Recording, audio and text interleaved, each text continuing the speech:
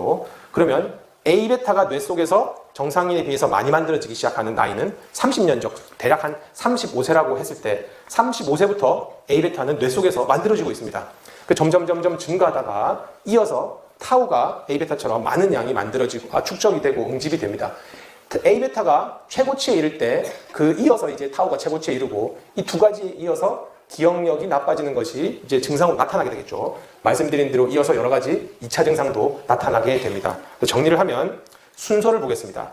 A베타가 먼저 응집이 되거나 축적이 되면 이어서 타우 단백질의 응집이나 축적이 일어나고 이어서 신경세포가 죽게 됐고 신경세포가 죽으면 당연히 인지기능 장애가 나타나게 되겠죠. 지금까지 말씀드린 이 A베타나 타우에 대해서 조금 더 좀 어려울 수도 있지만 이제 분자생물학, 생화학 공부 내용이 되겠지만 우리 어렵지만 한번 노력을 해보도록 합시다. 가장 먼저 나타난다고 하는 아밀로이드 베타에 대해서 설명을 정말 간단하게 하도록 하겠습니다.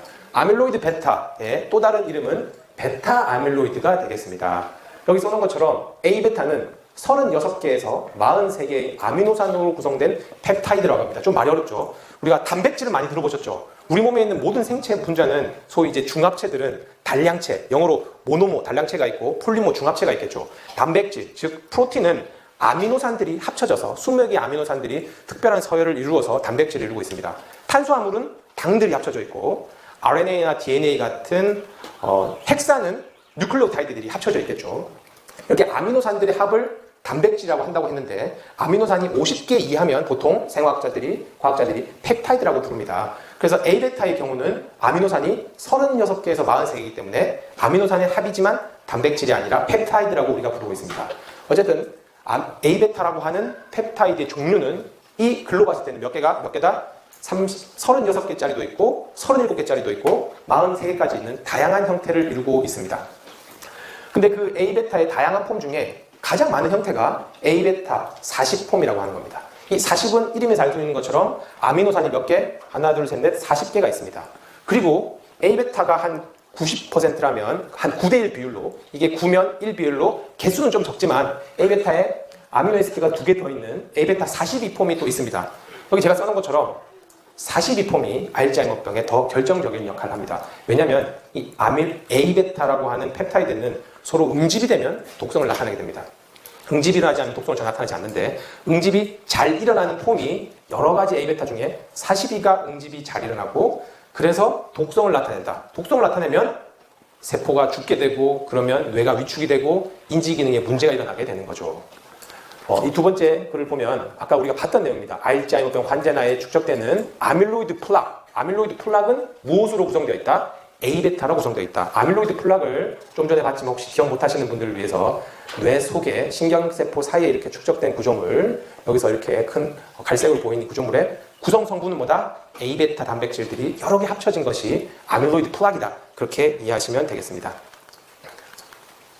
그럼 이 A베타가 어떻게 만들어지냐? 이것도 굉장히 좀 어려울 수도 있지만 이 정도는 여러분이 고등학생 정도는 충분히 할 수 있을 생각됩니다. 아까 우리가 배운 A베타 42폼, 아미노에시드 42개가 연결되는 게 A베타다. 이것 때문에 알츠하이머병이 걸린다고 했죠. 그리고 그 위에는 뭐가 있다? 이런 것들이 여러 개 합쳐지면 뭐다? 아밀로이드 플락이라고 제가 설명을 드렸습니다. 그러면 A베타가 여러 개 합쳐지는 아밀로이드 플락이 되기 전 단계에 하나, 둘, 세 개의 단계가 있습니다. 우리 몸에 있는 모든 생체 물질은 전구체에서 어떤 화학 반응에 의해서 이제 최종 생성물이 되는 거죠. A베타도 역시 전구 단백질이 있습니다. 전구 물질이 있습니다. 이름이 APP, 한국말로 아밀로이드 전구체 단백질이라고 합니다. 그래서 영어로 아밀로이드 프리커서 프로틴이라서 줄여서 APP라고 부르는데 이 A베타 42는 아미노에시드가 42개로 구성되어 있고 APP는 한 770개 정도로 이루어져 있습니다. 당연히 훨씬 더 큰 사이즈겠죠. 이 APP라고 하는 A베타의 전구체 물질이 하나, 두 가지 과정을 거쳐서 A베타가 만들어지게 됩니다. 이때 효소는 우리 중학교 때도 배웁니다. 효소가 이 APP를 A베타로 만듭니다. 효소는 우리가 교과서에 나오겠지만 기질을 가지고 생성물을 만드는 게 효소가 되겠죠. 기질을 APP를 이용해서 순차적으로 두 가지 효소가 작용을 해서 제가 빨간색으로 이렇게 표시를 했습니다. 첫 번째 작용하는 효소가 영어지만 베타 시크리테이즈, 두 번째 작용하는 효소가 감마 시크리테이즈인데 이 APP의 이 화살표로 표시된 부분을 싹 자르게 됩니다. 여기 보라색은 세포의 막, 원형질 막입니다. 그래서 막에 꽂혀 있으니까 APP의 큰 한쪽 부분은 세포 바깥으로 나와 있고 안쪽으로 나와 있겠죠. 첫 번째 요소인 베타 시크리테이즈가 세포 바깥에 나와 있는 부분을 자르면 당연히 두 가지 물질이 만들어지게 되겠죠. 하나는 세포 바깥에 있으니까 세포 바깥으로 유리될 수 있는 솔루블 APP 베타라는 것, 그리고 막에 꽂혀 있는 또 하나의 구조물 베타 CTF가 1번 효소에 의해서 만들어집니다. 그럼 두 번째 요소인 감마 스크리테이즈에 의해서 이 남아있던 막에 꽂혀있던 이 베타 CTF의 화살표 이 부분을 자르게 되면 드디어 A베타가 만들어지고 이 아랫부분은 뭐 AICD라고 하는데 또 다른 어떤 역할을 한다고 합니다. 정리하면 APP라고 하는 A베타의 전구물질이 베타 감마 스크리테이즈라고 하는 단백질 분해 효소에 의해서 잘려서 독성을 나타내는 A베타가 만들어진다라고 과학자들이 증명을 하였습니다. 그 다음 두 번째 원인 단백질이 타우라고 했죠. 타우에 대해서 이것도 설명하자면 굉장히 길지만 나름 가장 짧게 설명을 한번 드려보도록 하겠습니다. 이게 영어라서 좀 복잡하실 수 있지만 A베타의 경우는 아미노애시드가 대략 40개였죠. 타우는 몇 개가 될까요? 타우는 어디 써놨죠? 441개. 그래서 여기 1번부터 아미노애시드가 하나, 둘, 셋, 넷, 다섯, 여섯, 그래서 441개까지 이렇게 구성이 되어 있습니다. A베타에 비해서 사이즈가 크니까 거기서 일어나는 일이 훨씬 더 다양하고 복잡할 수는 있겠죠. 먼저 큰 특징이 MBD라고 해서 마이크로튜블 바인딩 도메인, 마이크로튜블이라고 하는 구조물에 결합하는 자리가 타우에 있다는 거죠. 이걸 뭐 R1, R2, R3라고 써놨는데 마이크로튜블은 여기 밑에 작은 공들로 된 긴 관인데 이 마이크로튜블에 지금 설명드리는 타우가 결합하고 있다. 그렇게 이해하시면 됩니다. 두 번째, 타우에는 그 주황색 공, P라고 써놓은 아까 처음에도 타우는 인산화가 되어야지만 뉴로파이브리 탱글이 된다고 했죠. 그 타우에는 인산화가 일어납니다. 인산기가 타우 단백질이 결합을 하는데 인산기도 역시 우리 몸에 있는 모든 생체 반응은 다 효소가 매개하죠. 타우 단백질에 인산기를 붙여주는 효소가 굉장히 많은데 어떤 효소가 타우의 몇 번째 아미노애시드에 인산기를 붙여주는지가 다 알려져 있습니다. 그래서 그런 것들을 보여주는 그림이 되겠습니다. 정리를 하면 타우 단백질은 마이크로튜블에 결합되어 있다. 타우 단백질은 인산기가 붙게 된다. 그럼 이 마이크로튜블은 과연 뭘까를 설명을 드리겠습니다. 마이크로튜블과 타우의 관계를 보여주는 그림이 되겠습니다. 이 마이크로튜블, 관처럼 생겼죠. 속이 비어있는 관인데 여기 보면 정말 사람이 걸어가는 것처럼 어떤 다리로 걸어가는 단백질이 보이죠. 이 마이크로튜브를 길로 사용해서 신경세포에 필요한 물질을 베지클 안에 담아서 신경세포 곳곳으로 전달을 해줍니다. 그때 이런 전달하는 수송 시스템의 길 역할을 하는 게 마이크로튜브이 되겠습니다.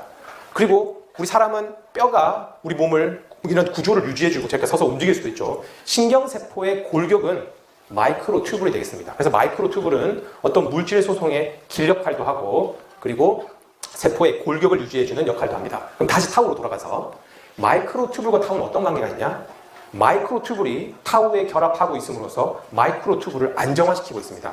즉 다른 말로 하면 마이크로튜블에 타우가 떨어지면 여기서 보시는 것처럼 분해가 됩니다. 분해가 되면 이런 물질 수송도 안 일어나며 세포의 구조도 유지가 되지 않으니까 당연히 신경세포는 죽게 되겠죠. 그래서 알츠하이머병에 걸리면 원래 이렇게 인산기가 붙어 있는데 알츠하이머에 걸리면 인산기를 너무 많이 붙여주는 거죠. 어려운 말로 과인산화를 시키게 됩니다. 아까 말씀드린 대로 타우에 인산기를 붙여주는 효소들이 많다고 했죠. 그래서 그냥 예시로 몇 가지 GSK3베타나 CDK5 같은 효소를 이렇게 예를 들었는데 어쨌든 타우에 인산기가 너무 많이 붙게 된다. 알츠하이머병에서는. 좀 어려운 말일 수도 있지만 인산기를 붙여주는 효소를 카이네이즈 그리고 인산기를 떨어뜨려주는 것은 포스파테이즈라고 부르죠. 그래서 알츠하이머병에 걸리면 인산기를 너무 많이 붙여주기도 하지만 원래 우리 몸은 인산기를 붙였다 떨어졌다 하는 게 자연적인 현상입니다. 근데 그 인산기를 떨어뜨려주는 효소의 활성이 많이 또 떨어져 있습니다. 뭐 이런 것도 알츠하이머병의 원인이라고 합니다. 정리를 하면 어쨌든 결과적으로는 마이크로튜블이라고 하는 신경세포에 꼭 필요한 물질이 있다. 관이 있더라. 여기에 타우가 결합하고 있는데 그로 인해서 분해가 안 되게 한다. 하지만 알츠하이머병에 걸리면 인산기가 너무 많이 붙거나 붙은 인산기를 떨어뜨려 주는 것이 잘 일어나지 않기 때문에 마이크로튜블로부터 타우가 떨어짐으로써 마이크로튜블이 와해가 되는 그런 결과를 초래하게 됩니다. 그러면 떨어진 타우는 어떤 운명을 겪게 되는지 보여드리도록 하겠습니다. 마이크로튜블이 이렇게 분해되는 이유는 타우 단백질이 과인산화돼서 떨어진다고 했죠. 여기 하이퍼포스폴레이티드 타우 프로테인, 과인산화된 타우가 되겠죠. 마이크로튜블에서 떨어진 이 타우 단백질이 자기들끼리 또 응집을 하게 됩니다. A베타도 그렇고 타우도 그렇고 서로 응집을 하게 되면 두 가지 구조물을 우리가 정의를 했습니다. 첫 번째 구조물은 페어델리카 필라멘트, 이중나선 섬유라고 하는 것. 이것이 좀 더 뭉쳐지면 큰 구조물이 뉴로파이브리 탱글, 한국말로 신경섬유 엉킴이 되는 겁니다. 우리 신경섬유 엉킴은 아까 처음에 알츠하이머병에서 봤죠. A베타에 의한 아밀로이드 플락, 과인산화된 타우에 의한 뉴로파이브 탱글, 이런 식으로 알츠하이머병의 원인 물질이자 알츠하이머병 뇌의 특징적인 구조물이 이런 순으로 만들어지게 됩니다. 그래서 알츠하이머병 내의 특징적인 구조물인 신경섬유 엉킴, 영어로 뉴로파이브리 탱글은 비정상적으로, 즉 인상기가 너무 많이 붙어있는 타우 단백질로 구성되어 있다. 이렇게 이해하시면 되겠습니다. 지금 우리가 배우는 장이 알츠하이머병의 발병 원인은 무엇인지를 배우고 있죠. 이 지금까지 과학자들이 증명한 여러 실험을 통해서, 저 같은 과학자의 실험을 통해서 알츠하이머병의 원인은 이것이다 라고 말한 것들이 굉장히 많습니다. 그것들을 다 이렇게 6가지 안에 다 포함을 시킬 수 있습니다. 뭐 좀 관심이 있는 분들은 요즘 알츠하이머병 치료제가 많이 실패를 했다. 그 실패한 타깃이 A베타라고 합니다. A베타. 그러면 왜 과학자들은 그렇게 A베타의 임상시험이 실패함으로써도 하지만 계속 그 A베타를 타깃하는지 시간이 되면 좀 간단히 설명드리고, 어쨌든 이 알츠하이머병을 일으키는 모든 기전을 6가지로 나눌 수 있는데, 여기 등장하는 인자들이 알파벳이라서 좀 복잡하실 수 있겠지만 최대한 한번 이해하실 수 있게 노력을 해보겠습니다. 우리가 이미 만났던 단백질들이 있죠. 우리 인자들이 있죠. A는 아밀로이드 베타, 그리고 T는 타우가 되겠습니다. 그리고 이 모든 박스 안에, 기전 안에 공통적으로 있는 인자가 뭘까요? 괄호쳐져 있는 N과 C가 되겠죠. N과 C. 이 N과 C는 소위 가설이 아니라 기정사실이 되겠습니다. N은 뭐다? 뉴로디제너레이션, 즉 신경세포가 죽는 게 되겠습니다. C는 뭐다? 커그너티브, 그렇습니다. 인지기능 장애가 되겠습니다. 즉 뇌 속의 신경세포가 죽으면 인지기능 장애가 나타나는 당연한 일입니다. 그럼 그 앞에 어떤 일이 있냐? A, B, C는 방금 배우셨던 A베타가 알츠하이머병을 시작하는 물질이다. B는 타우가 알츠하이머병을 시작하는 물질이라는 그런 가설이 되겠습니다. 그래서 이 두 가설이 가장 많은 과학자들이 지지하고 증명한 결과, 증거들이 가장 많은 연구가 되겠습니다. 이 C는 A, B를 합친 게 되겠죠. A베타와 타우가 동시에 신경세포의 독성을 나타내고 그래서 머리가 나빠지게 한다. 어쨌든 A, B, C 세 가지는 A베타와 타우가 알츠하이머병을 시작시키는 물질이라고 하는 겁니다. 이 D, E, F는 소위 A베타와 타우가 아니다. A베타와 타우로 이렇게 임상시험을 계속하니까 실패를 한 거다. A베타와 타우 말고 또 다른 어떤 알츠하이머병을 일으키는 물질이 있다라는 가설이 되겠습니다. 그래서 여기 알파벳을 보면 W, X, Y, Z가 되겠죠. 그림에서 보실 수 있는 것처럼 A베타의 상위에 있는, 즉 A베타와 타우를 병변을 유도하는 어떤 물질들이 있다는 거죠. 이게 좀 복잡하지만 W, X, Y, Z에 해당하는 게 면역체계의 문제, 그리고 A베타나 타우가 우리 몸속에서 많으면 우리 몸은 프로테오점 같은 어떤 시스템을 통해서 분해를 하려고 합니다. 그런 것들이 문제가 생겨서 A베타나 타우 축적이 많이 된다라는 것도 W, Z, Y, X에 포함이 되고, 여기서 뭐 네트워크의 문제, 염증의 문제, 염증이 과하게 되거나 염증이 덜 일어나게 되는 것이 문제라고 주장하죠. 또 이 W, X, Y, Z에 포함되는 요즘 또 많이 나오는 것들이 치주염을 일으키는 어떤 세균이다, 바이러스다, 장내 미생물이다. 그리고 또 유명한 것이 특정 유전자의 뮤테이션, 돌연변이가 A베타나 타우의 축적을 일으키는 같이 굉장히 많은 가설들이 있습니다. 그래서 어쨌든 과학자들은 이러한 사실들을 봤을 때 왜 아밀로이드 가설에 집중을 했냐? 아밀로이드 가설이 맞다 틀렸다를 떠나서 제가 많이 맞는 질문이 왜 과학자들은 그렇게 아밀로이드 가설에 A베타에 집착을 하냐? 그게 틀렸을 수도 있습니다. 이 F가 A베타나 타우가 알츠하이머병의 원인이 아니다라는 가설이 되겠죠.